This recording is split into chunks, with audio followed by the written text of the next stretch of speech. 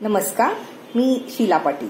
शिदोरीमध्ये आपले स्वागत आहे. आज आपण पाहणार आहे ज्वारीच्या पिठाची खमंग खुसखुशीत पुरी. हे बघा, ही टम्म अशी फुगणारी पुरी चवीला खूप छान लागते. घरच्या साहित्यातूनच केली जाते आणि चवीला खूप छान लागते.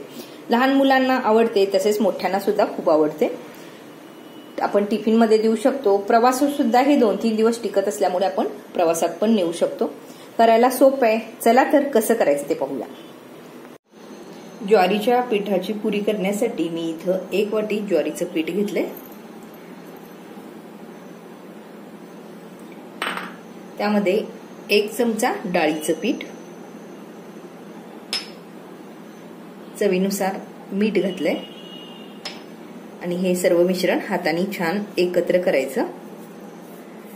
आणि आपल्या पुऱ्या खुसखुशीत होण्यासाठी त्यामध्ये अगदी पोहे खायच्या चमच्याने 1 चमचा तेल गरम करायचं आणि ते घालायचं. 1च चमचा, जास्त घालायचं नाही, नाहीतर पुऱ्या तेलकट होतात. आणि त्यानंतर हे पूर्ण तेल पिठाला चोळून घ्यायचं. फक्त 1 चमचाच घालायचं. तेल पिठाला छान चोळलं गेलंय. तेल मात्र गरम करूनच घालायचं. आता त्यामध्ये आपण बाकीचं साहित्य घालूया. अगदी घरच्या साहित्यातूनच घेतलेलं आहे. त्यामध्ये 7-8 पाकळ्या लसूण ठेचून घेऊन घेतलेलं आहे. लसणामुळे चव खूप छान येते. जर तुम्ही लसूण खात नसाल तर नका घालू. अर्धा चमचा जिरेपूड, अगदी पाव चमचा हिंगपूड, हळद, धनेपूड 1 चमचा, तीळ 1 चमचा, जिरे एक अर्धा चमचा आणि ओवा हाताने छान रगडून घालायचं. म्हणजे त्याचं चव आणि वास खूप छान येतं. हे सर्व आता छान एकत्र चोळून घ्यायचं. त्यामध्ये आता आपण तिखट घालायचंय.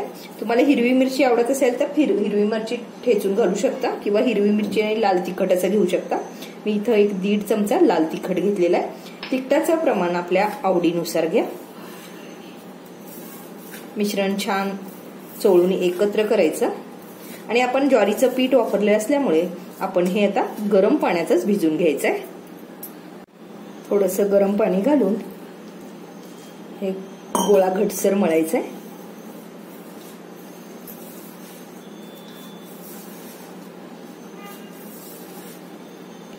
आता ह्या स्टेजला त्यामध्ये आपल्याला आता कोथिंबीर घालायचंय.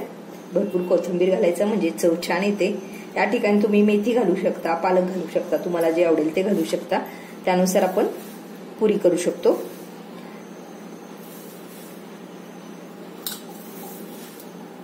आणि भाकरीच्या पिठापेक्षा थोडंसं घटसर मळायचं. नंतर हे पीठ सैलसर होतं, त्यामुळं घटसर मळून घ्यायचं. आणि पीठ मळल्या लगेच पुऱ्या करायला घ्यायचं, नाहीतर नंतर पीठ पातळ होत जातं आणि आपल्याला पुऱ्या थापता येणार नाहीत. या पद्धतीनं कणिक मळून घ्यायचं आणि आता आपण लगेच पुऱ्या करायला घ्यायच्या. त्याआधी आपण गॅसवरती तेल तापवायला ठेवायचं. तयार कणकेतील थोडासा गोळा काढून घ्यायचा. आपल्याला पुरी ज्या आकारात करायचंय त्यानुसार हाताने छान घोटून घ्यायचं. ज्वारीचं पीठ असल्यामुळे घोटून घेणं गरजेचं आहे. आपण हे थापून करू शकतो, लाटून करू शकतो किंवा अगदी करायला सोपं म्हणजे एक जाड प्लॅस्टिक अंथरायचं. त्यावरती थोडंसं तेलाचं हात लावायचं, अगदी थोडंसं, आणि त्यावरती हे ठेवून प्लॅस्टिकची दुसरी बाजू त्यावरती ठेवून अगदी हलक्या हाताने थापलं तरी पण चालतं. आपल्याला मऊ थालीपीठ हवं असतील तर जाड थापा आणि जर पातळ कुडकुडीत हवं असेल तर पातळ थापा. मी मध्यम आकाराचे थापलेले आहेत. आणि जर एका आकाराचे आपल्याला हवे असतील तर त्यामध्ये अशी वाटी वगैरे घेऊन या पद्धतीनं कट करून घ्यायचं. म्हणजे सगळे एका आकाराचे तयार होतील. या पद्धतीचं हे थालीपीठ म्हणजे पुरी करून घ्यायचं. कढईतलं तेल तापलेलं आहे. हे बघा छान त्याला बुडबुड आले. आता हे आपण काढून घेऊया. आता यामध्ये आपण ही तयार केलेली पुरी सोडायचं. पुरी घालताना सुद्धा गॅस मोठा करायचा. थोडंसं तेल तापू द्यायचं आणि मग त्यामध्ये पुरी सोडायची.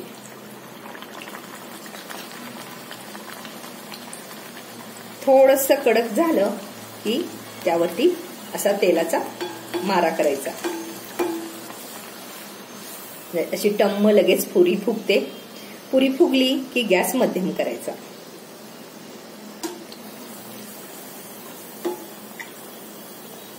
खालची बाजू परत कडक होऊ द्यायचं.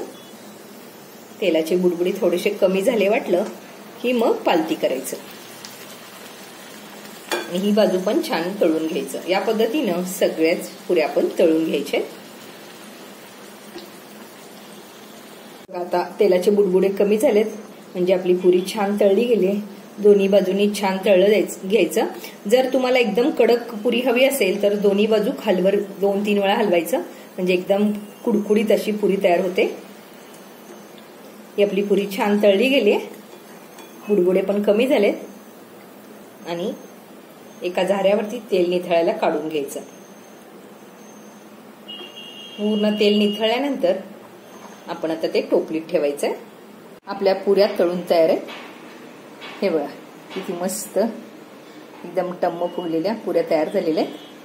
तेवढ्या पिठामध्ये 15 पुऱ्या तयार झाल्या. ही अशी टम्म फुगणारी पुरी तुम्ही करून पहा आणि त्याच्या प्रतिक्रिया द्यायला विसरू नका. रेसिपी आवडल्यास लाईक, शेअर, कमेंट करा आणि अजून तुम्ही शिदोरी या चॅनेलला सबस्क्राईब केला नसाल तर प्लीज सबस्क्राईब करा.